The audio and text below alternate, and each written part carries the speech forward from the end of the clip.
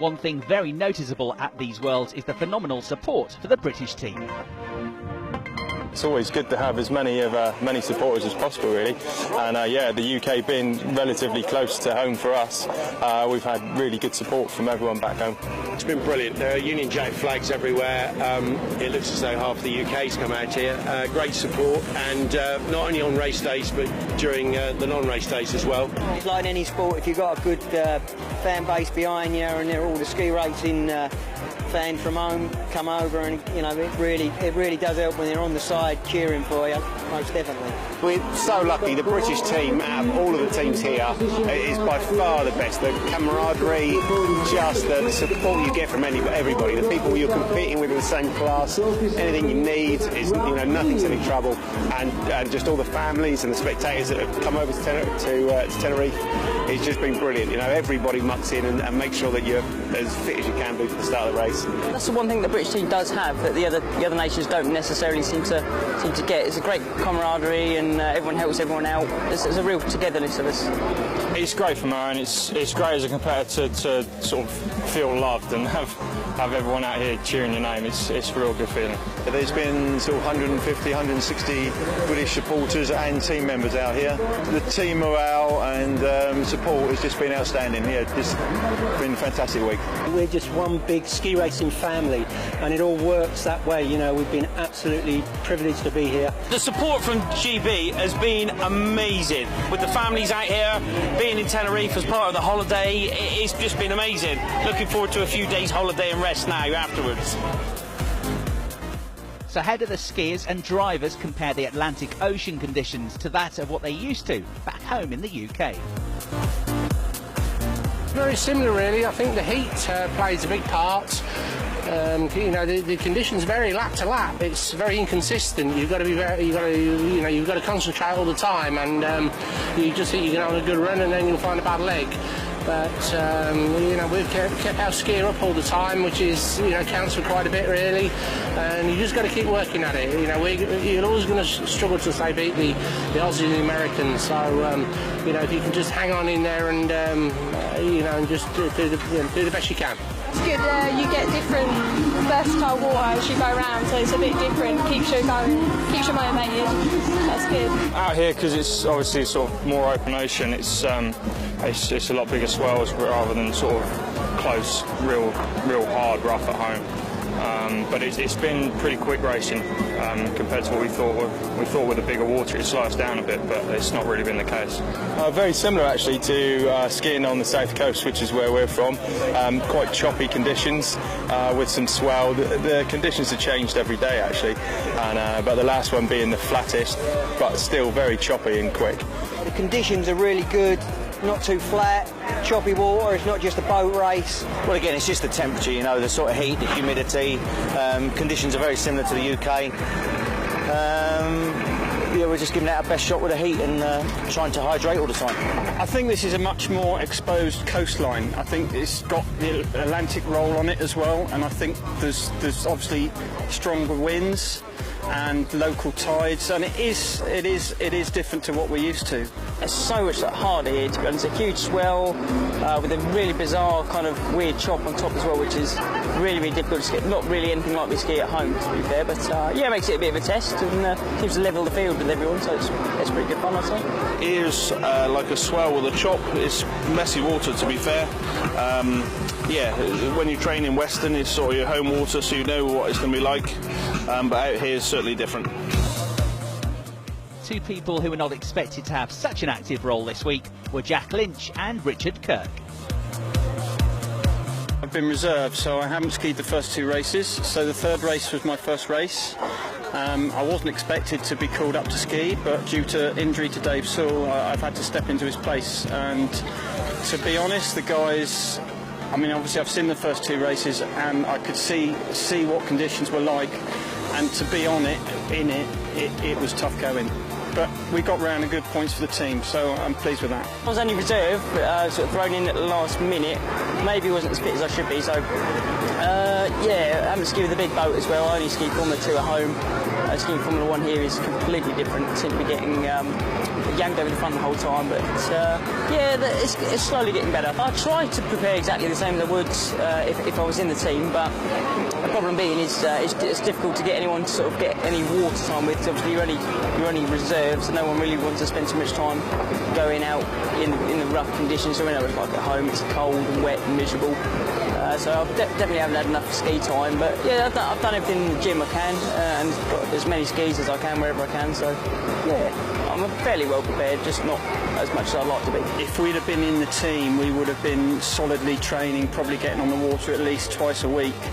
As it is, I've probably done half that training. So really, you know, it's money more than anything. If you're in the team, you're going to put the money in, you're going to put the fuel in the boat, you're going to go training. If you reserve, you don't really expect to ski. I've been reserved before and never skied, so it really is a backup job for me. So the World Championships, 4 races with off days in the middle to rest the machinery, get the skiers back to fitness. We've seen massages going on all over the place, but what do they really do on their off days? What do they really like to do? Get back on the water again.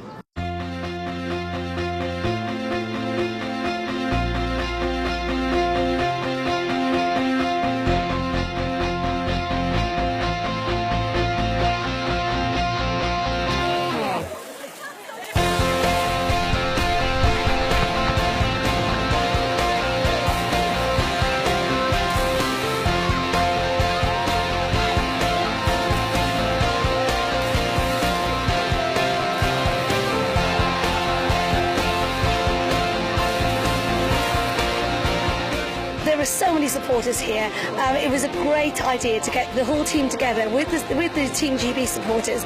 We took a boat out, one of the largest catamarans in Europe actually. There was 156 of us on there, all Team GB. It was a fantastic day. It made all our team relax, and again the supporters, we were able to chat to them, ask them how they're getting on. So it was more of a bonding and a thank you to all the supporters that have made the trip out here. So here we are in the baking heat of Tenerife for a very exciting day's racing. The talking's finished and we've got tremendous performances from these teams. It's not just of course about the skier, it's the equipment as well, but it's going to be a truly fantastic day's racing. Today the main thing is that my team's finished. We got some really good points overall in our team results. So I will take the 2 top skiers in each category, and with those points calculated together, if they finish today, it means that Team GB could get a good 2nd and a 3rd in either of the categories. So I'm rooting for my teams out there to finish. So the team captain has given her instructions, and it was the women who were first on the water to build up the points tally and push towards a podium place. Claire Taylor in the open class was hoping to improve on her 2 6th place finishes and a 5th from the opening 3 races, but could only manage another 5th. Overall first went to the Aussie, Trudy Stout, in the number 24 boat, who claimed her 4th win in 4 races.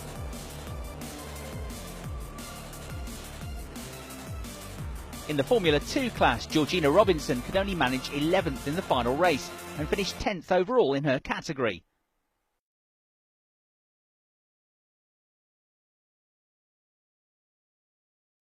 Meanwhile, a 9th place for Gillian Clement in boat number 35, and she finished a respectable 8th overall.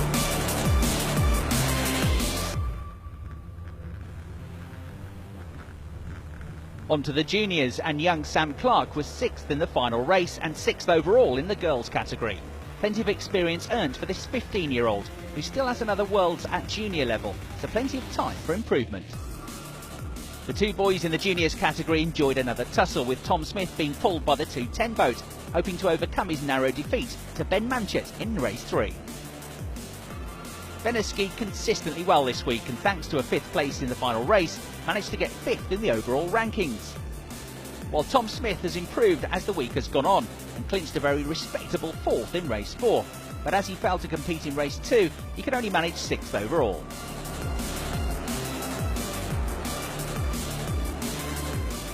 So on to the men's, and the main British hopeful going into these finals was Darren Kirkland. and a second, fourth and fifth in the opening 3 races saw him in good stead. However, he could only manage a 6th in the final race and just missed out on an overall podium in 4th place.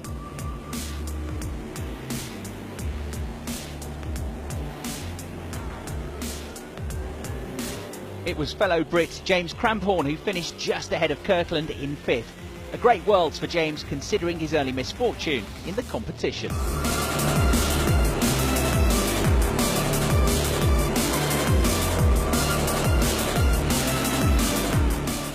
Jack Lynch will be delighted with 7th place overall here in Tenerife, considering a week ago he was not expecting to race at all. But due to the withdrawal of Harvey Robinson, Lynch stepped up to the mark and skied brilliantly in the F1 class, taking him out of his comfort zone from the F2 category. Another skier who was not expecting so much time out on the water here was Richard Kirk. He skied consistently and was solid throughout to finish 10th overall. James Bartlett, being pulled by the number 81 Pushing On boat, admitted he'd struggled with the heat during the opening 3 races and could only manage an 8th in race 4, meaning he'd have to be content with 6th place overall.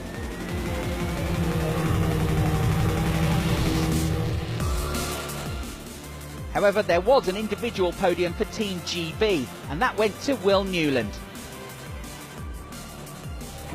Driven by his father Nigel and never out of the top 5 all week, he managed to pull something out of the bag to clinch 3rd place in race 4, much to the delight of the British supporters. So success for Great Britain, and thanks to the massive team effort they managed to secure a 2nd place overall in the junior category and in the F2 category, while the team earned a respectable 3rd place overall in the open class. So there you have it, Tenerife 2013, the 18th World Waterski Racing Championships. And for Britain, some we won, some we lost, but good points overall. There's going to be a lot of celebrating tonight. So 2 years' time, New Zealand, 2015. We'll see you there.